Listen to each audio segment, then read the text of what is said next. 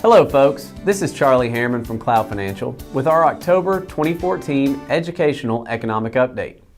In this month's video, we'll be discussing a couple of the economic events that occurred last month and give you some insight into what they mean for you as an investor. Please stay tuned at the end for a required disclosure statement.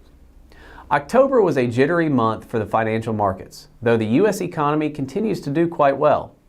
Despite slowing growth in Europe and Asia, most signs point to accelerating economic growth in the U.S.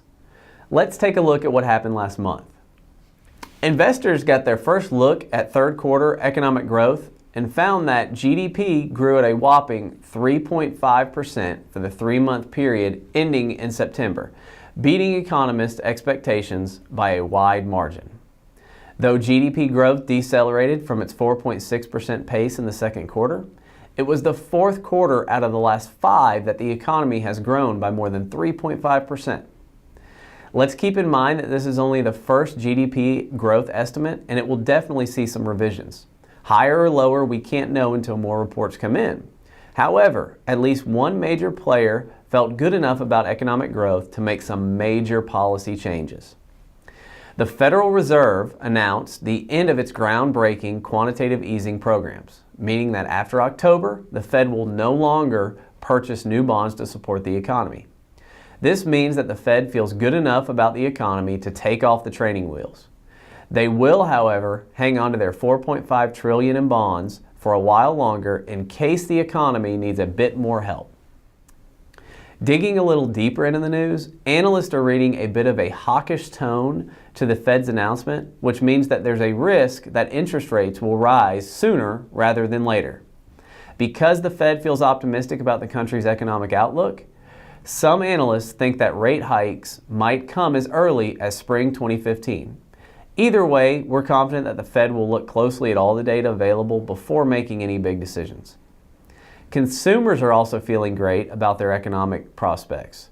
Consumer confidence surged in October to the highest level we've seen since October 2007. Overall, Americans are feeling much better about their job prospects and their ability to qualify for better jobs and raises. This is great news for consumer spending and the economy going into the holiday season. Third quarter earnings season kicked off in October, and now that more than half of S&P 500 companies have reported in, we have a pretty good idea of how companies did last quarter. Overall, earnings are quite decent, but reports indicate that U.S. companies continue to do basically well. For the 287 companies that we know about, total earnings are up 6.5% from the same period last year. Even better, revenue is up 5.1%. as compared to a 4-quarter average of 3.5%. This means that demand is coming back and U.S. firms can hopefully look forward to a better revenue picture in the coming months. Looking ahead, investors will be looking carefully at earnings data and growth prospects for the rest of the year. Although third quarter earnings are looking decent, analysts are now looking forward at guidance about fourth quarter earnings.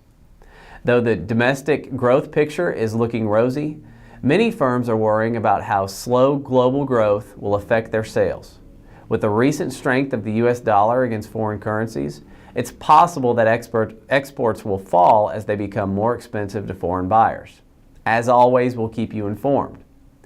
That's it for the October Educational Economic Update. Once again, this is Charlie Harriman with Cloud Financial, signing off for the month of October 2014. If you have any questions about what you heard in this update, or would like to discuss your personal financial situation, please give us a call at 256-715-0094. We'd be happy to talk to you. While we believe the information in this report is reliable, we cannot guarantee its accuracy. Opinions expressed are subject to change without notice and are not intended as investment advice or a solicitation for the purchase or sale of any security. Please consult your financial professional before making any investment decision. Investment advice is offered by Horder Investment Management, LLC, a registered investment advisor. Insurance and annuity products are sold separately through Cloud Financial, Inc. Securities transactions for Horder Investment Management clients are placed through Pershing Advisor Solutions, Trust Company of America, Jefferson National Monument Advisor, Fidelity, Security Benefit Life, FC Stone, and Wells Fargo Bank, N.A.